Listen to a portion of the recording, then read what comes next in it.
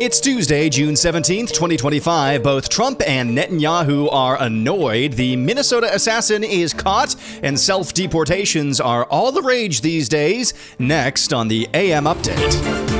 I understand America first. I don't understand America dead. It's painful for both parties, but I'd say Iran is not winning this war. And they should talk, and they should talk immediately before it's too late. I don't know what Tucker Carlson is saying. Let him go get a television network and say it so that people listen. The video of his arrival and shooting of Senator Hortman, again, it's no exaggeration to say this is the stuff of nightmares. They do not want to give Trump administration a win. They don't want to admit that we're fixing what they broke.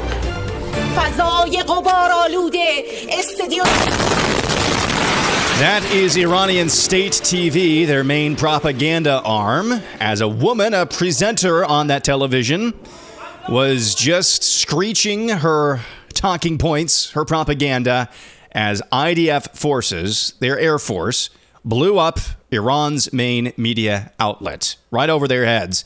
Here is Prime Minister Benjamin Netanyahu of Israel responding to some claims out of the United States, at least certain pundits in the United States, that America shouldn't touch Israel with a 10-foot pole when it comes to Iran. It's Tel Aviv, tomorrow it's New York. I understand America first. I don't understand America dead. That's what these people want. They chant death to America. So we're doing something that is in the service of mankind, of humanity, and it's a battle of good against evil. America should and does stand with the good. That's what President Trump is doing, and I deeply appreciate his support. Now, I would have a huge problem with what you just heard there from Prime Minister Bibi Netanyahu if he were asking for direct U.S. involvement in his strikes on Iran. To my knowledge, that's not what he was talking about. If he was making those claims while he was asking for United States boots on the ground or weaponry, things like that, I would call that emotional blackmail. But to my knowledge, that's not what he was talking about. At the G7 summit in Canada, President Trump said this about Iran coming back to the table. Have you heard any signals or seen any messages from intermediaries that Iran wishes to de-escalate the conflict? Yeah. What have you heard? What have you heard from the Iranians? They'd like to talk, but they should have done that before. I had 60 days, and they had 60 days, and on the 61st day I said, we don't have a deal. They have to make a deal, and it's painful for both parties, but I'd say Iran is not winning this war, and they should talk, and they should talk immediately before it's too late. Trump left the G7 conference meeting last night early on his way to Washington, D.C., in order to meet with the National Security Council, who he requested to convene in the Situation Room. There are only a handful of times in recent U.S. history where the entire National Security Council has been asked to convene in the Situation Room. So you could be waking up this morning and bombs have already dropped. Talked about yesterday on Air Analysis how Tucker Carlson, the Fox News host turned independent media purveyor, I guess I should call him that. He has not been a friend of Israel in recent years. He has his own reasons for that, but he's gotten more outspoken of his criticism of President Trump and how he's handled this latest conflict between Israel and Iran. Here is President Trump again at the G7 summit discussing Tucker Carlson. I don't know what Tucker Carlson is saying. Let him go get a television network and say it so that people listen. And quickly, have you spoken to Zelensky before your bylaw? There's Trump taking a jab at Tucker Carlson, telling him to get a television network so people might listen to him. He is on the outs, apparently, with one of his most prominent supporters in Tucker Carlson. It's very odd because my read of the room is that Tucker Carlson is pretty close with some of President Trump's sons and family members. Interesting development to keep an eye on. In other news, authorities in Minnesota said Monday that the man arrested in a Saturday attack that killed one state lawmaker and left another wounded had a hit list of 45 elected officials, all Democrats. Vance Bolter, a 57-year-old, was apprehended on late Sunday night, after what Brooklyn Park, Minnesota Police Chief Mark Bruley called the largest manhunt in state history. Here's acting U.S. Attorney Joe Thompson with more details of how this attack went down. Boelter planned his attack carefully. He researched his victims and their families. He used the internet and other tools to find their addresses and names, the names of their family members. He conducted surveillance of their homes and took notes about the location of their homes. He also prepared in other ways. He concealed himself as a police officer, outfitting his black SUV with police lights and a police license plate, wearing a black tactical vest and body armor, carrying a police flashlight and a handgun. And of course he wore that hyper-realistic silicone mask as seen on the surveillance videos. The video of his arrival and shooting of Senator Hortman is truly chilling. Again, it's no exaggeration to say this is the stuff of nightmares. That is acting U.S. Attorney Joe Thompson in Minnesota, describing more details about the horrific assassination carried out by Vance Bolter in Minnesota. Just an incredible story. And a really, really odd, as I said yesterday, a very odd resume from that dude. He's been charged initially now with several crimes, including second-degree murder, although it's expected that should be upgraded to first-degree murder very soon. On the topic of immigration, President Trump sent out a Truth Social yesterday talking about how he wants to double down on immigration enforcement and deportation in the nation's largest cities, all of them blue cities. Here he is again at the G7 summit. I want them to focus on the cities, because the cities are where you really have what's called sanctuary cities, and that's where the people are. I look at New York, I look at Chicago. I mean, you got a really bad governor in Chicago and a bad mayor, but the governor's probably the worst in the country, Pritzker. But I look at how that city has been overrun by criminals. And, New York and L.A., look at L.A. L.A., those people weren't from L.A., they weren't from California, most of those people, many of those people. And, that's a focus. Biden allowed 21 million people to come into our country. Of that, vast numbers of those people were murderers, killers, people from gangs, people from jails. They emptied their jails out into the U.S. Most of those people are in the cities, all blue cities, all Democrat-run cities, and they think they're going to use them to vote. Meanwhile, according to multiple reports, around 1 million foreign-born workers have exited the workforce so far in 2025. That's a great start. Wages are also picking up, rising 0.4% over the month in May to $36.24. So that is, again, a good start. Here's Border Czar Tom Homan on what the media and Democrats, sorry for the redundancy, don't want to tell you about the deportation program. Again, it's politics over common sense. They do not want to give Trump administration a win. They don't want to admit that we're fixing what they broke. I mean, even some honest people, I watched a lot of networks, even some honest Democrats, when they get interviewed, what happened? How come you lost? And every one of them say immigration was a big part of it. So rather than learning a lesson that national security and border security is important, President Trump has turned it around and said the complete 180, most secure border in a lifetime. They can't give him a thumbs up for that. They're not going to give him a win for that. So they're picking politics over public safety. There's no other explanation. I mean, I'm not a stupid man.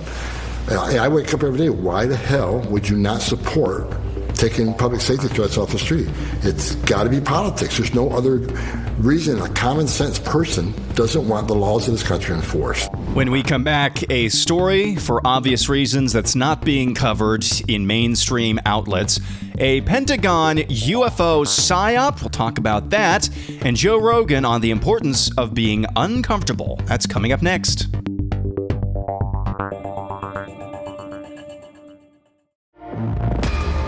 International news, according to the group Genocide Watch, in the early hours of Friday, June 13th, just this last Friday, more than 200 Christian villagers were slaughtered by heavily armed Fulani jihadists in Yelwata, a farming community in Guma County, Benue State, in Nigeria. The mass killing is part of a disturbing wave of targeted violence that's swept across that area and that country in recent weeks.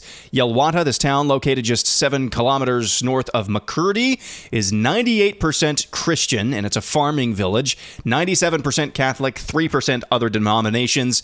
It also serves as an internally displaced persons settlement for those who fled earlier Fulani militia attacks in neighboring towns. The attack began around 10 p.m. Thursday night. According to witnesses, over 40 gunmen stormed the village on motorcycles in pairs, shouting Allahu Akbar as they opened fire on civilians, moving from house to house, setting homes on fire and killing indiscriminately.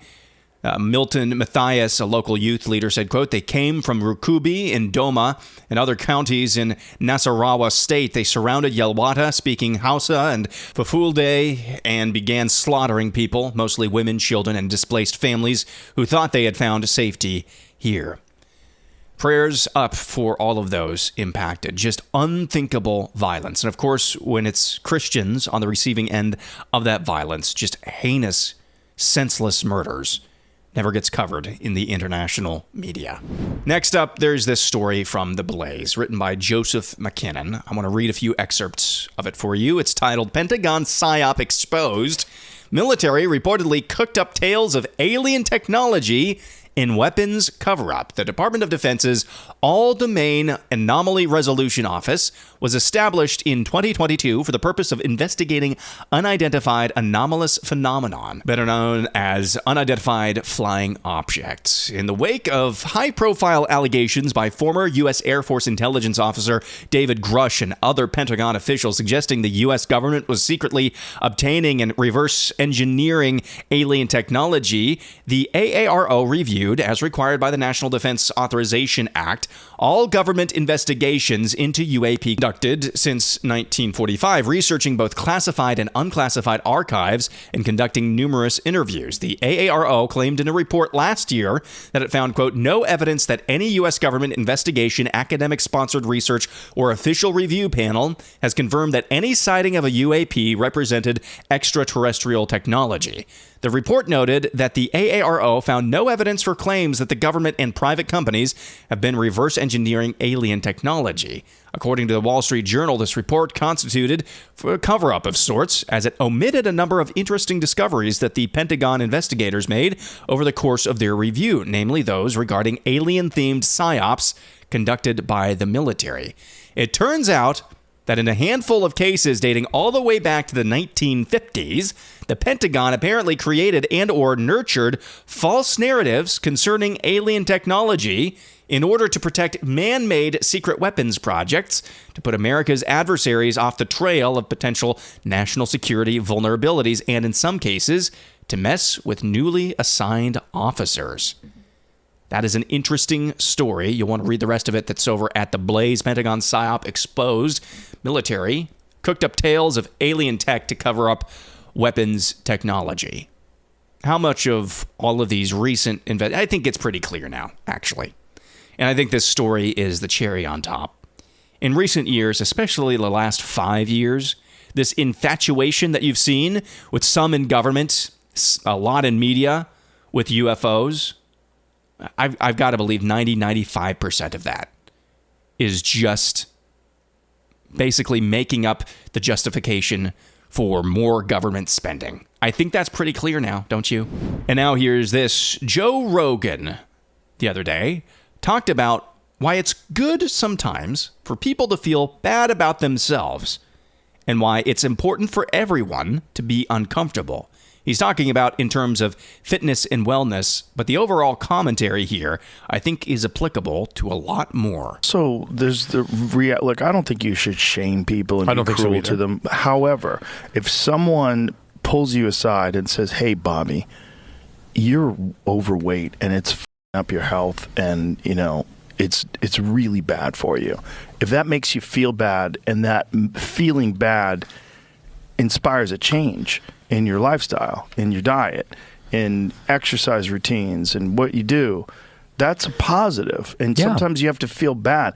Like someone has to give you an F for you to realize, oh my God, I'm going to fail in this class unless I study harder. Yeah. Like, that's part of life. And you can't just coddle people and expect success.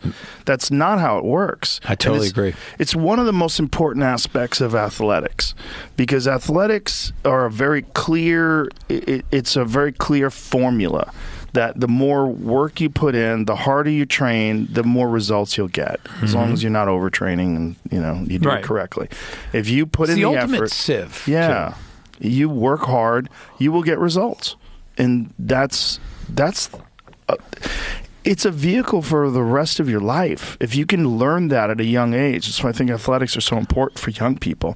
If you can learn that at an early age, that the discomfort is necessary for growth, like being tired, pushing yourself, working out when you don't want to, pushing yourself to the point where your body has to adapt and grow and become stronger, is a part of this process, and it's beneficial. And through doing that, you will actually feel better. It is actually a medicine. If you could get the way I feel after I have if I cold plunge, have a hard workout, get in the sauna, stretch out, and then go about my day. If you could put that in a pill, people are like, "Oh my God, my new anti-anxiety medication is so incredible." Yeah. My doctor I take it every day. It's so incredible. I'm so happy that I went to this doctor because he put me on the right stuff. Yeah. That pill, especially if it did all the things that exercise did without exercise, it would be the most valuable pill in the world. But getting people to feel discomfort voluntarily is so difficult when people have this sedentary lifestyle and this lazy mind and this entitlement that so many people have, where they feel like the world owes them something. Yeah. Instead of, I owe myself. I've got to work for myself. I've got to put off these feelings of, I've got to delay these feelings of, relaxation and comfort and delay it and give myself some voluntary discomfort so that I can feel true peace. It's Joe Rogan. I think, again, the trajectory he is on, he's going to be a Bible thumper. And I don't mean that in a pejorative. But he was talking about health there, but he diagnosed basically the entire American psyche, at least America in 2025. Addicted to comfort, instant gratification, what that does to your mind, body, and soul has everlasting damage. Everlasting damage. When we come back, I'm going to trauma dump on you. It's coming up next. And finally, air analysis, lightly acidic, mostly necessary. Back in early 2019, I had owned a Mini Cooper. I purchased this Mini Cooper, I believe, back in 2014. It was a good car for me, but each winter I'd store it in a garage. Wasn't a heated garage ever, but I'd always store it indoors. Good thing. Well, coming out of the winter of 2018-2019, I was no longer able to store it in a garage. I left it outside in an Iowa winter for the first time. And it had a moonroof, and there's a valve from the moonroof down to the bottom of the car where water could drain without getting, stuck or into the car. Well, apparently there was some debris or something that clogged up that drainage pipe, and so some water froze inside that drainage pipe, expanded, and then unfroze again in the spring. And this drainage pipe just happens to go right over the main junction box for the electrical equipment of that car. And it was totally just destroyed. I mean, it would have cost more to repair that incident, I should say, than the car was worth. I loved that car, but I knew also in the back of my head it was probably time to move on to something a little bit more utilitarian. So the next month I went out and I bought a 2016 Subaru Outback. Love that car, but within 2 months, that car had been stolen. 2 weeks after the car was stolen, got a call from dispatch saying, "Hey, we found your car. It's over in the CD area of town. Here, come get it." So I drove over that area of town. There's 2 U.S. Marshals sitting in this random driveway. They never got out to say hi to me. All I talked to was a local police officer. "Hey, we found your car." And boy, howdy, the meth addicts who got a hold of that car made mincemeat of the smell and the interior and just did a lot of damage. But fortunately, insurance came through for me. Then 6 months later, the day after Bella and I got married. We were driving in that Subaru Outback. We'd gotten it back from being stolen. We were driving it the day after we got married in the middle of the morning in the middle of suburban West Des Moines to the gym, because that's what new couples do. The day after they get married, they go to the gym. And in the middle of the morning, this December morning, bright suburban setting, a deer comes out of nowhere and does more damage to that Subaru Outback than the meth addicts did. And ever since then, I've had weird issues with the battery. Parasitic draw, something like that. So that was the first volley. But otherwise, it was pretty dependable for me. I like that car a lot. Very utilitarian, very nice. If you've had one of these cars, you know just how well they run, except for the battery issue. Fast forward to around this time last year, an incident happened that I really have not talked about, I think, at all publicly, or at least in passing or in cryptic ways. But Ben and I were coming back from a park one Saturday morning, around this time last year, as we typically did last summer.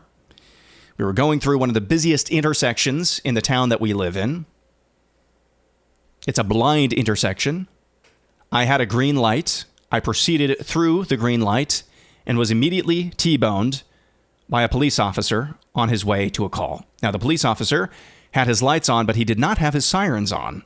But because Iowa statute is that they can have lights or sirens on, it was determined that I was at fault for that accident. Even though it was a blind intersection, he didn't have his sirens on, and I had a green light. All of those things are factual and true. It's just lucky everybody walked away. And by the way, the sound of Ben screaming still haunts me in the backseat. But everybody was just fine. Everybody walked away. I was reminded of the series of events with that car, and it was totaled, obviously, in that last event.